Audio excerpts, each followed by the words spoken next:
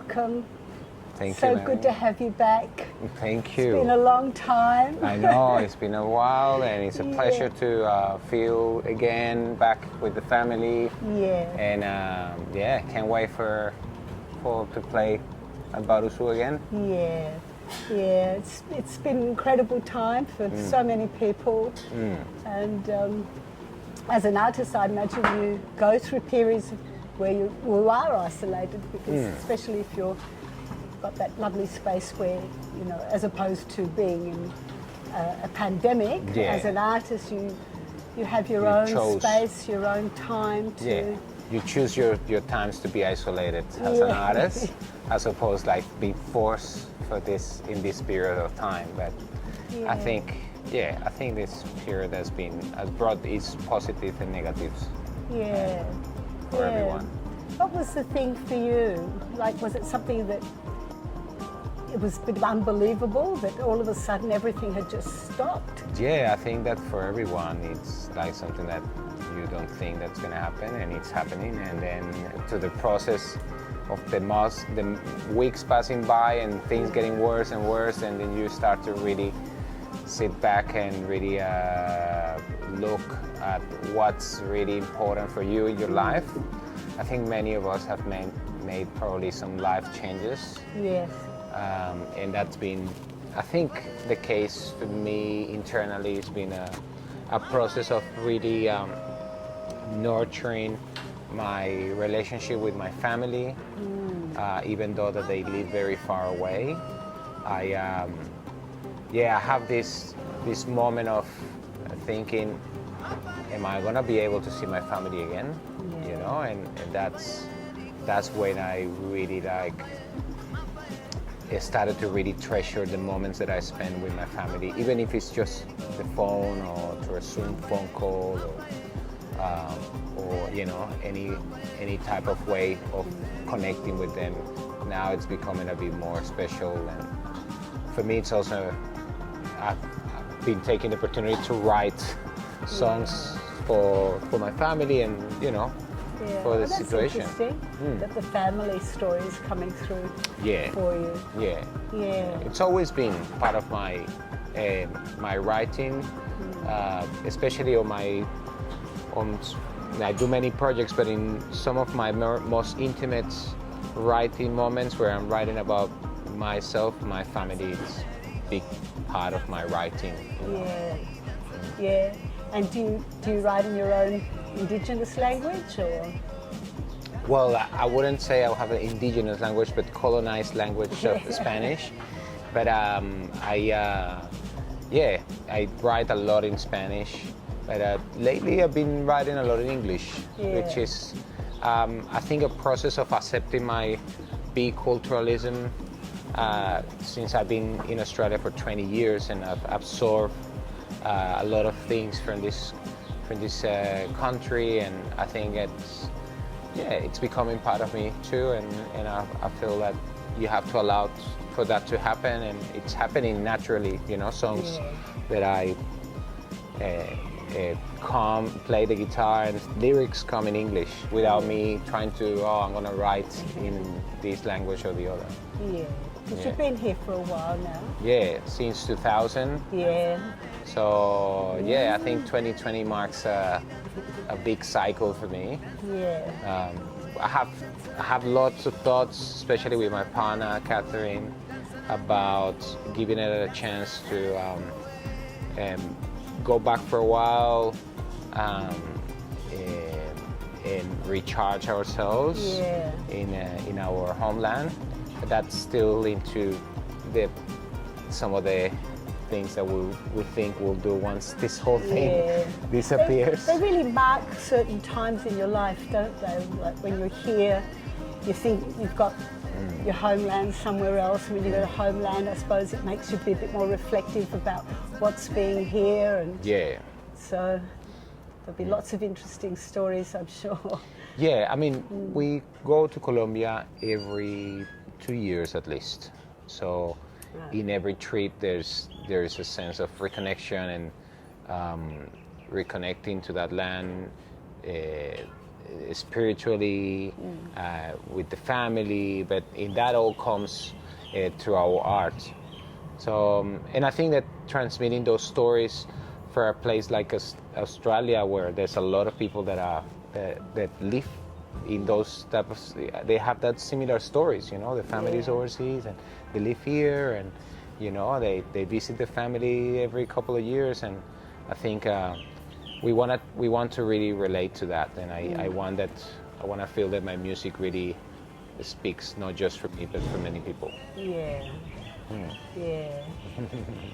Part of your genealogy. Yes, exactly. So it's part of the blood. Yeah, because it's been really wonderful seeing you over the years and the development of your work,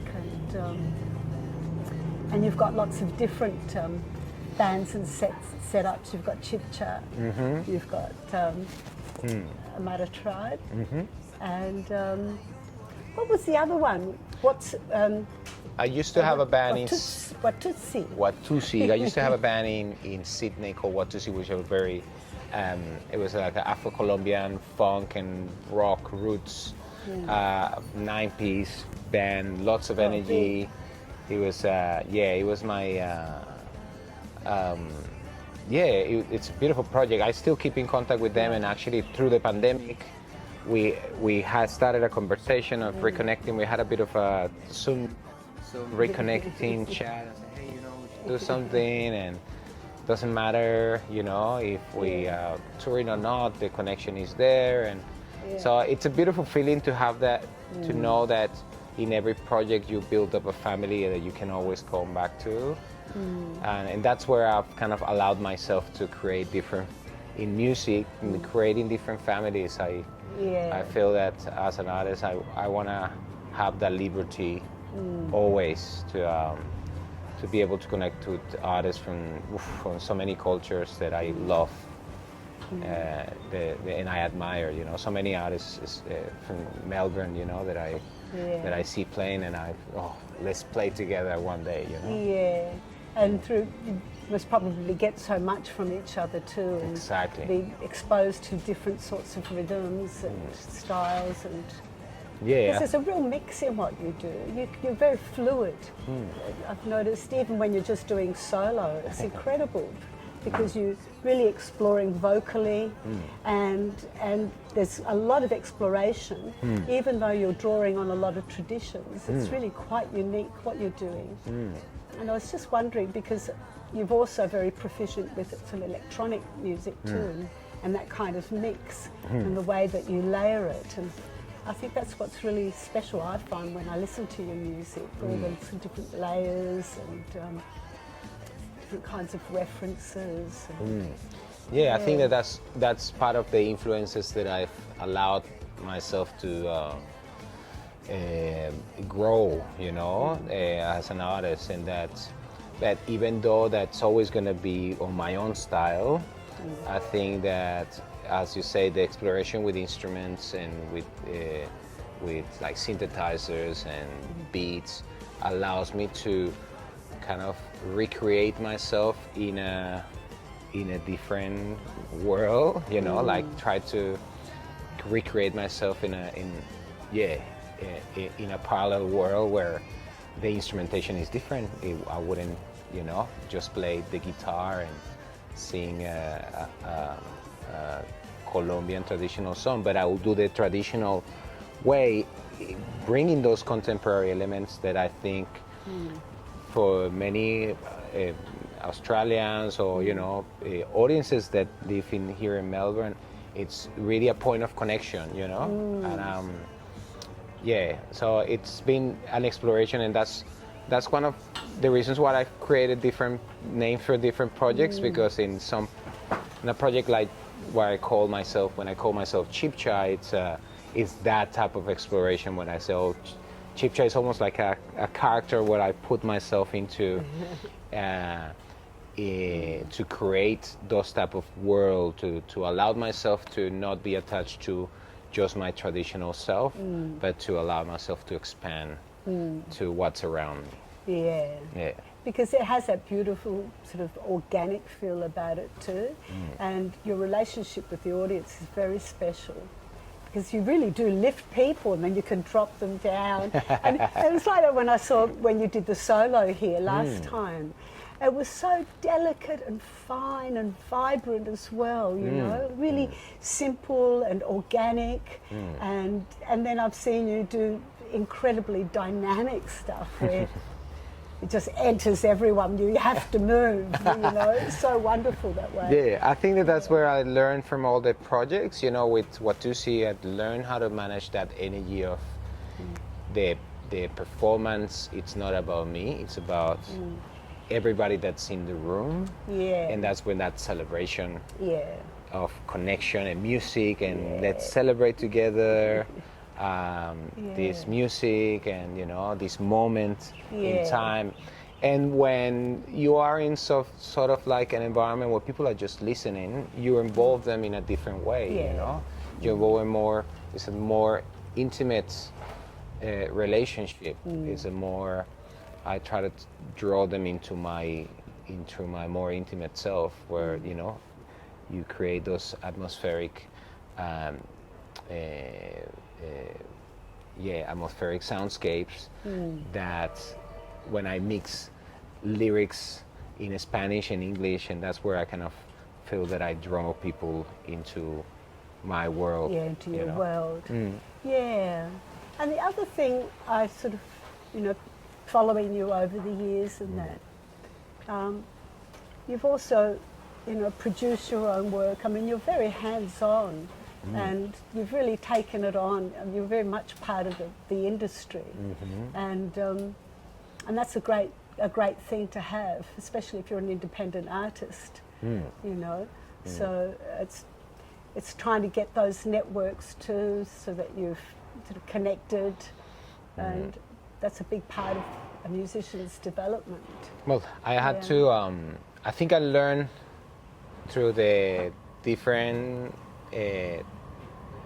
Different moments in my music career that I had to also learn that sort of the being an artist is not just sitting around waiting for people to call you.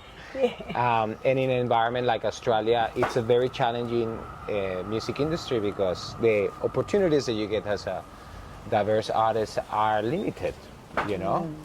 So you have to be really creative, not just in the studio or on stage, but you have to be really creative for how you're going to present the work. Yeah. And so that's pushed me to kind of self-manage myself, go to conferences, find out how the artists are doing it, and in that discovery, those conversations, many things happen. Many things. Sometimes I realize of other artists that are doing great things, and I inspire myself into, I'm gonna do this, you know. Or I think to be honest, when I came to Australia, I never thought I would be a performing artist. I was looking myself as more as a music producer, and that's how I nurtured myself initially, and that's how I learned to use the studio and to use the tools and through that self-producing of my own songs, I kind of realized, actually, I can perform this, you know, and take it to the audience, so it's been like you said, allow myself to be very versatile. Sometimes, you know, some artists are like this, some other ones just really are just for that type of artists that just nurture the instrument. But I don't think I found myself as an instrumentalist. More feel like I'm a songwriter and producer. I want to create songs, no matter if I am singing them or I'm just like providing the process, facilitating the process. Yeah, I suppose they must be important to each other. You know, they've got a relationship to each other and your own personal development and your own continuity as an artist. Exactly. Yeah. Exactly. It really fits to itself. You know, when you're producing other people's songs, or when you are in a different context, operating as a sound engineer, your perspective allows you to discover things, you know, and so it's good. So I'm so looking forward to tonight. So we're going to have chit chat tonight. Yes, you have. I'll do a bit of my solo acoustic songs, but yeah, I have a feeling that I'm gonna bring some of the synthesizers and the traditional instruments and explore with some of the ambient music that I haven't done in a while, and I miss it so much. So yeah, I'm looking forward to tonight, definitely. Oh, great. Yeah. I am too. Thank you so much, Oscar. Thank you, Mary. It's been an absolute pleasure to have you here and be part of what we're doing. It's been really important for us and really valuable. And you have been very important, and your team, and you know, I know Bruce put a lot of effort into creating all this as well. Thank you. I hope that this just, you know, through these difficult times we get to be reborn stronger, no? Yeah. You know, Because we really need each other to just get through this recovery time. Exactly. You know, people like you are really inspiring, and it's really wonderful. Thank you. Because it gives us hope. Oh, thank you so much, and Thank you. I look forward to, you know, bringing the music to Bar Oussou and many other places. Thank you.